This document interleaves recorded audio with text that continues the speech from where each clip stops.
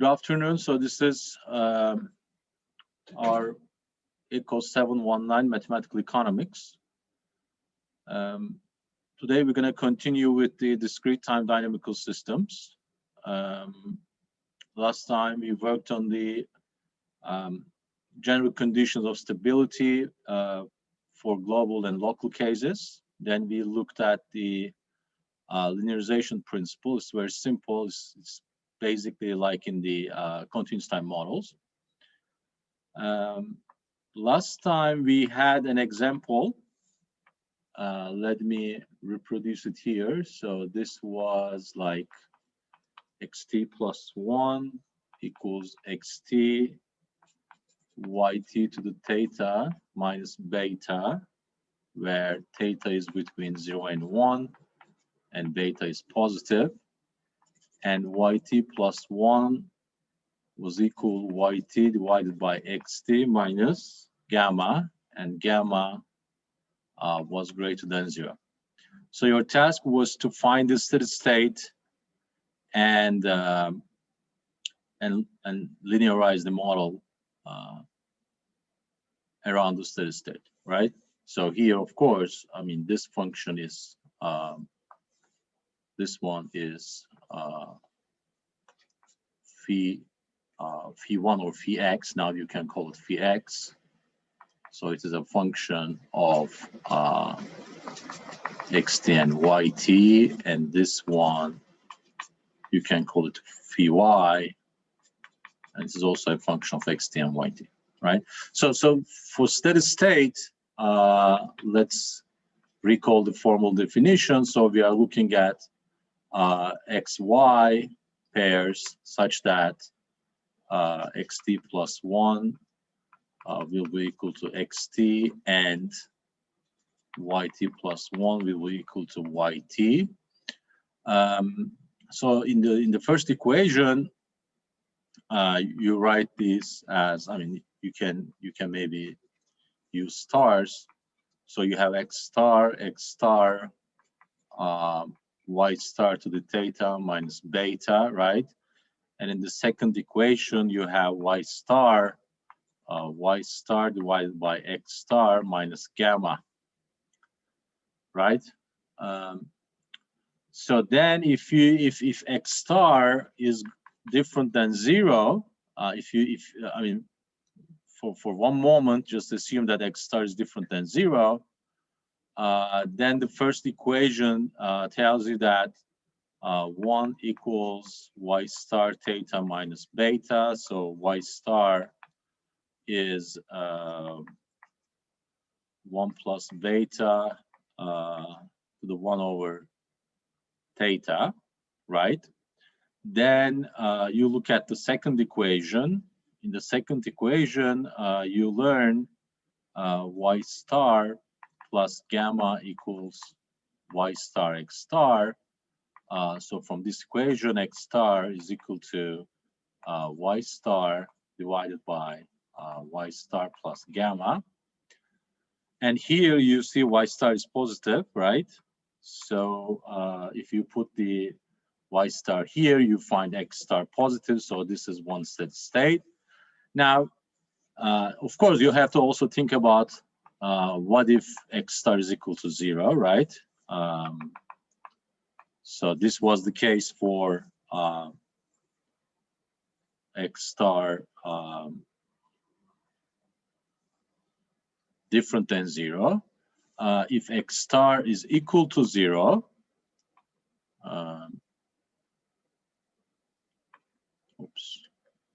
so if x star is equal to 0, what do you have? Well, there's no steady state, right? Basically, because you lose the first equation, and the second equation you learn nothing.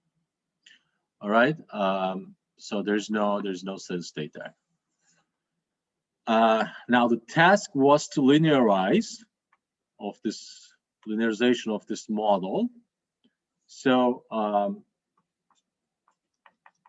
you want to evaluate the first function at the steady state. So for this, you have something like this, right? X star y star to the theta minus beta. So this is where you evaluate your function at the steady state. Then you're going to take the derivative of the function with respect to x, right? And evaluate it at the steady state. So that derivative is y star minus beta, sorry, y star to the theta minus beta. Then you multiply it with this, right? Then you're going to take the derivative with respect to y. So the derivative with respect to y is clearly x star times theta y star theta minus 1. Okay? As you see, I'm directly writing the evaluation of the derivative at the steady state. All right, and I multiply it now by yt minus y star. Okay, so that's the first one. The second one, so remember the second function is this. So yt plus 1 equals yt xt to the minus 1 minus gamma. Okay, so let me minimize this. All right, so now again, I want to evaluate it at the steady state first. So I have y star divided by x star minus gamma, right? Then I look at the derivative with respect to x. So this derivative with respect to x is minus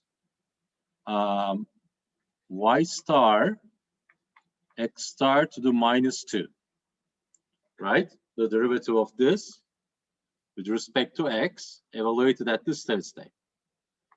Then I have xt x star. Then I want to take the derivative of this with respect to y, right? So the derivative with respect to y is basically x star to the minus 1. Okay, and then I have this. Okay, now your task, of course, is to once you find y star and x star in terms of parameters, right? So this is what, 1 plus beta to the 1 over theta, and this is if you write it explicitly, so it is like 1 plus beta 1 over theta divided by gamma plus 1 plus beta 1 over theta. Okay, now you put these values into these two equations. Okay, realize that these becomes so these things become basically constants, right? So then your model becomes a linear model. Okay, so you can actually write your A matrix. So your A matrix is something like that. So first you have y star to the theta minus beta. Then you have x star theta y star theta minus 1.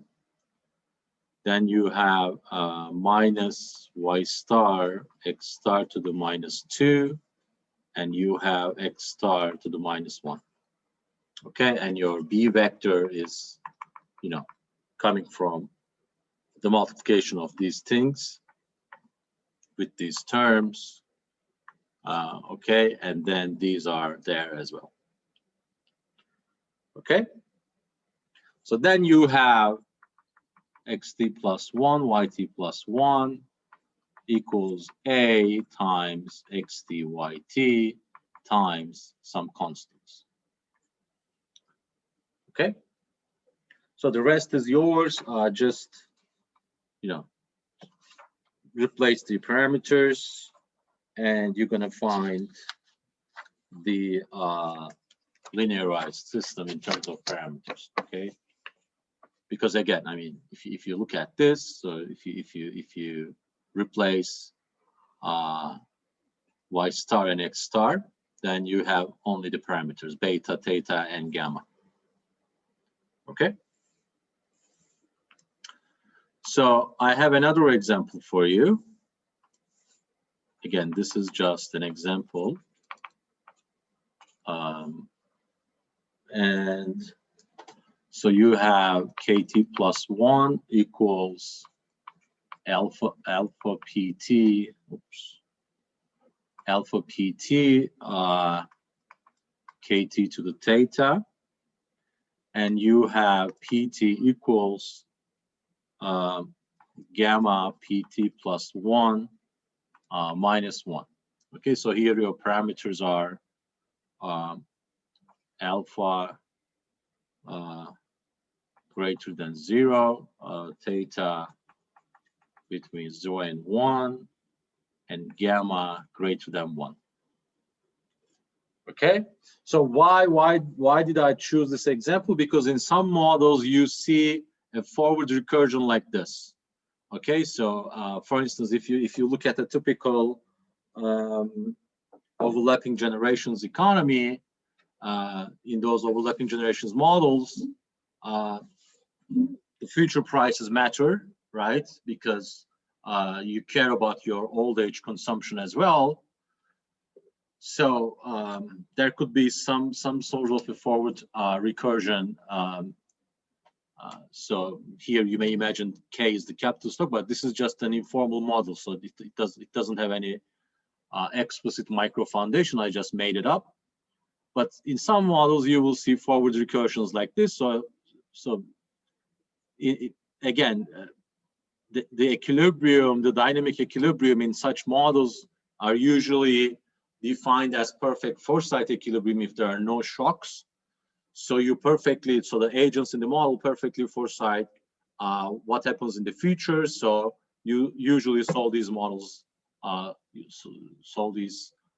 backwards. Okay. So first find the steady state, then you run the model back in time from the steady state to the initial condition. All right.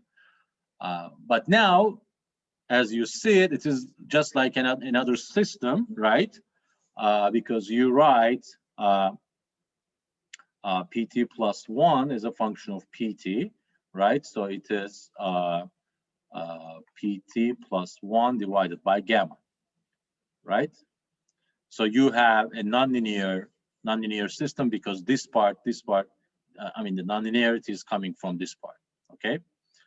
So for steady state, again, we quickly write our equations in this way. So I have k star, which must be equal to p star k star theta, okay? And in the second equation, I have p star plus 1 gamma, right? So the second equation solves for p star.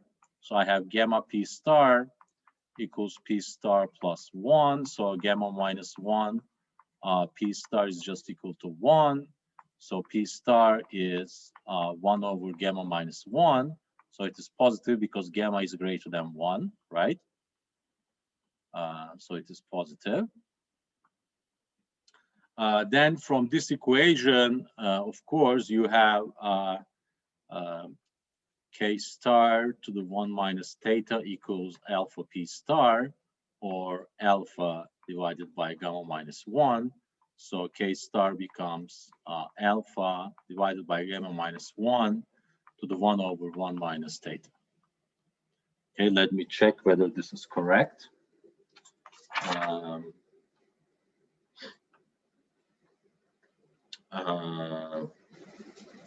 Yeah, I guess that's correct. So now, again, we can linearize the model, right? That's not a big deal. Let me just make sure I solve this correct. So I have 1 minus theta, alpha p star. P star is gamma minus 1, so alpha gamma minus 1. And k star is that. Okay.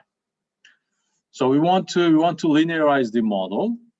Let me, if I write it again, I have alpha pt kt theta, and I have pt plus 1 is equal to PT plus 1 gamma. All right. So the second one is already linearized. I mean, it is already linear. So the first one must be linearized. To do that, you first evaluate it at the steady state. Okay. You first evaluate the function at the steady state. Then you take the derivative with respect to k. So that derivative is this, okay? Then you find this, right? Then you take the derivative with respect to p. That derivative is alpha k star theta. Then you take the deviation from the steady state. Okay? And again, the other one is already linear. So what matters here, of course, these terms in front of KT and PT. So I have theta, alpha. So what was P star? P star was 1 over gamma minus 1, right? Right. Yes. Okay, 1 over gamma minus 1. And K star was alpha gamma minus 1 to the 1 over 1 minus theta, right? Right. Yes. So K star to the theta minus 1 is basically gamma minus 1 alpha, right? This one. So these are just cancel out. So this is times KT. I have one term here. Then I have alpha K star to the theta. So K star to the theta is this. Theta 1 minus theta, right? That's K star. That's alpha. So this is K star to the theta times PT. Then we have a bunch of constants, all right? So this goes there. This times that goes there. This times that goes there. So all of these red ones, you know, go there. All right. So that becomes B. All right. So your system now can be written for stability. I mean, we can write the system in this way.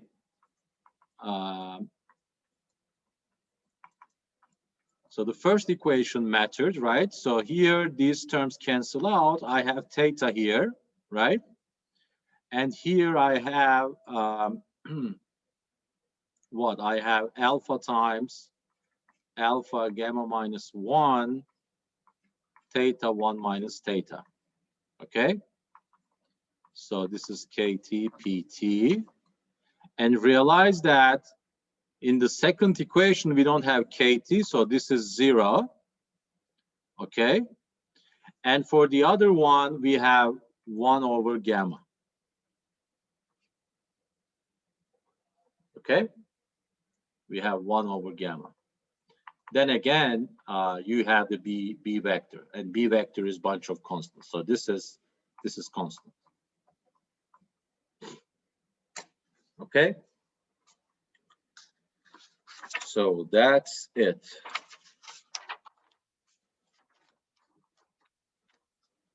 Very, very simple. You are just taking a first order derivative, evaluate it at this steady state. That's pretty much it. Okay.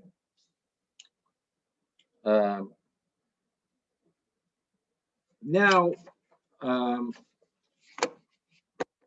if your model, so okay, so if, and is there any question about this? Anything not very clear? I mean, this is just a routine task. You understand the dynamical system, find the steady state or steady states. There could be more than one steady state, obviously, but at least one of them is there. If at least one of them is there, then you can linearize your system around the steady state, okay, by using first order Taylor approximation. then that linear form could be used, as I will show you next, to understand the local stability of the equilibrium. All right. So the earlier logic applies here. The logic you got it when we are studying continuous time systems applies here, almost exactly the same manner. Once again, there is a trade-off between global analysis and local analysis. Okay, in the global analysis, you draw the phase diagram, you understand in each region when you are out of steady state how the model behaves, but you cannot tell me exactly what type of equilibrium is in some of these systems, right? To tell me exactly the dynamics, so what type of, if it is spiral, for instance, you may sometimes not tell me whether it is stable or not. Then you linearize the model, so you trade off accuracy with with the space. So you go for a local analysis. So that's the cost of it, but the return is that you tell me specifically whether it is stable or not. Okay, so that still applies there. If you have a nonlinear model that has at least one steady state, then you linearize your model around the steady state to tell me whether dynamics are locally stable or not. Okay, so I will just show you that in terms of a general theorem, yeah, by the help of a theorem. Okay. So let's share this screen again.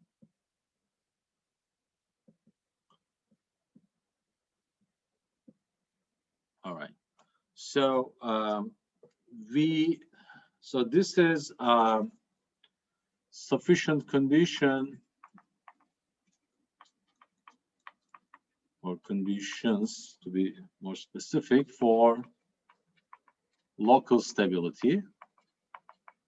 All right, for a nonlinear system, of course, because now we linearize it. So our system is this. So for xt plus 1 equals phi xt, where phi is from Rn to Rn. Okay. At steady state, x star in Rn is locally asymptotically stable if and only if and only if the moduli, I will explain what it is, of all eigenvalues of A are smaller than 1. Okay. So what is modulus? So this is a plural term for modulus. So if you have an eigenvalue, let's say this is eigenvalue I or J, let's say. Now that eigenvalue in general is defined in this way. Beta J I. So I here is the imaginary number. Okay, so its square is equal to -1, and obviously alpha j and beta j are some real numbers. Okay, now modulus of a number, so here it is the modulus of j,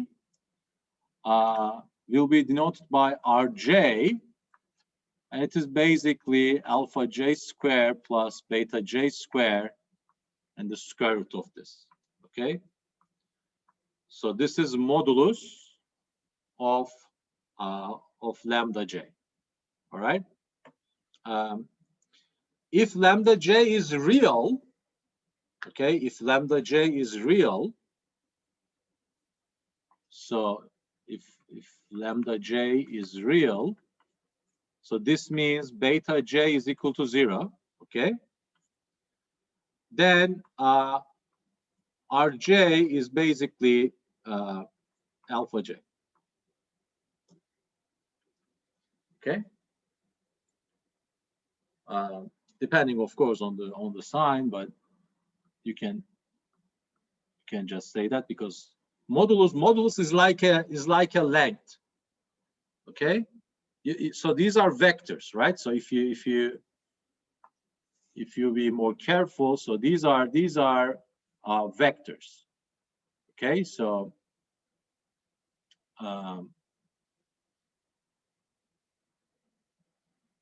so this will be, let's say, alpha j, and this will be beta j. Okay, so this length, so this is a vector. Okay, so it is always, of course, positive.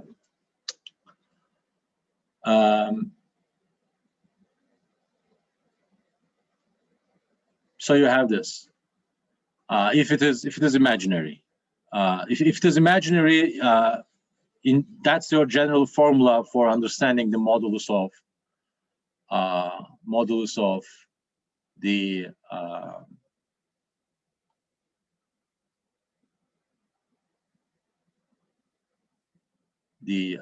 eigenvalue. Okay. So then, if these lengths are less than 1, okay, if all of these moduli, okay, are less than 1, these r's, then we're gonna say that this system is locally asymptotically stable. All right. Conversely, if the system is locally asymptotically stable, if the steady state is locally asymptotically stable, then we're gonna conclude that all eigenvalues have moduli less than 1. Okay, so it is two-way argument. And what is important here is, as we discussed last week, this is local. Why? Because this is a steady state. All right, so there could be another steady state, and for another steady state, you linearize the model around that steady state, and then, of course, in that case, you will find another A matrix. All right, then you're going to talk about the local stability of that steady state, not this one, obviously. Okay. So if you think about it, you can actually imagine this, right? So this is, let's say, two steady states. Now, if you linearize the model for this steady state, you have this system. Okay. For this steady state, you have this system. So as you see, this is different than that. Okay, so local stability dynamics could be different. Here, for this steady state, you have matrix A1. For this steady state, you will have matrix A2. All right, so you should be careful with this.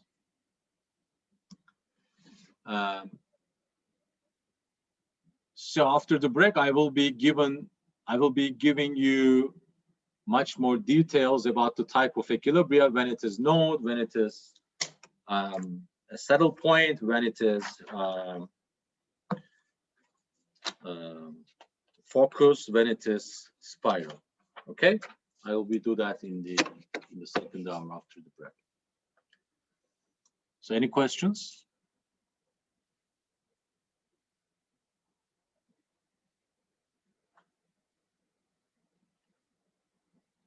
Okay, I mean, it is just very simple algebra, actually. Once you get the logic, and remember the first couple of minutes of the last week, I showed you scalar dynamics, right? When there's only one variable, stability requires that slope to be less than 1.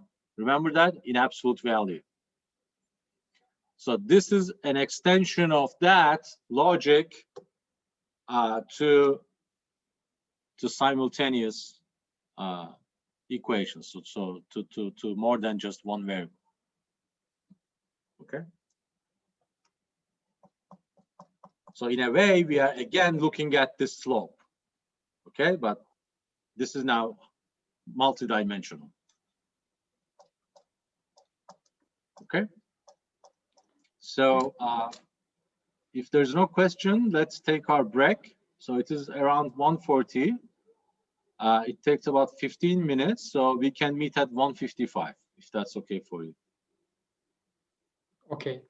All right, let's see you at 1:55. I'm ending this session now.